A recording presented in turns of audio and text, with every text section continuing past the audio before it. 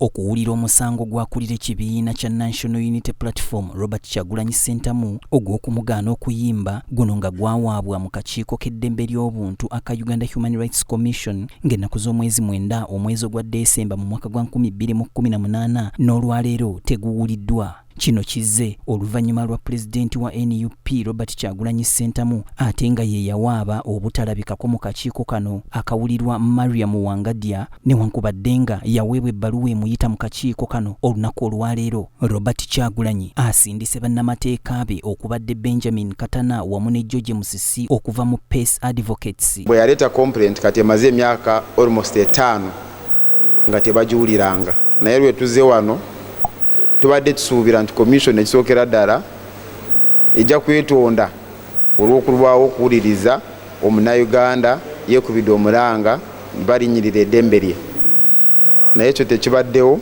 naye batandikidde mu kukomplaininga nti lwaki teyazze. Wano bannamateeka ba Kyagulanyi okubadde Benjamin Katana ne George Musisi we basinzidde ne bategeeza akakiiko nga bwe batali beeteefuteefu kugenda mu maaso na musango olwaleero kubanga omuntu waabwe tasobodde kujja olw'emirimu emitongole gy'abaddeko. Bano era basabye akakiiko kabawa olunaku olulala omuntu waabwe ajje yeewozeeko. And so he was not able to cancel that engagement, considering that he had committed himself prior to the receipt of the summons. And he prays that this tribunal be pleased to adjourn the matter and accord him a chance to appear on the next convenient date.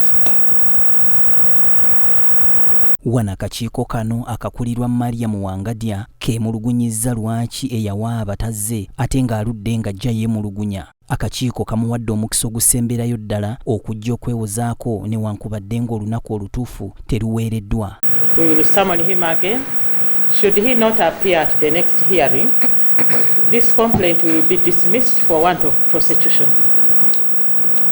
Munnamateeka George Musisi mweraliikirivu obanga ddala omuntu we anaafuna obwenkanya. Kanti afadde asabye ennaku 2 zokka akomewo wano ku Lwokuna oba Olwokutaano nene batatuwa lunaku. Omuntu alinze emyaka 5 sirowooza nti bw'aba yagumiikiriza yaloopa myaka 5 lwaki commission teyinza tuwa nnaku 2 ze tubadde tusabye.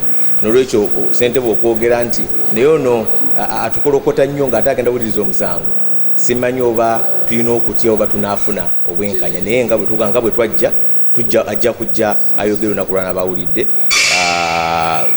wadde nga tulabye ebirowoozo bya ssentebe ku client kubanga kooti omuntu awuliriza omusango nakubera nga talina nkyekubiira ku nsonga eziri oba muntu aloopa.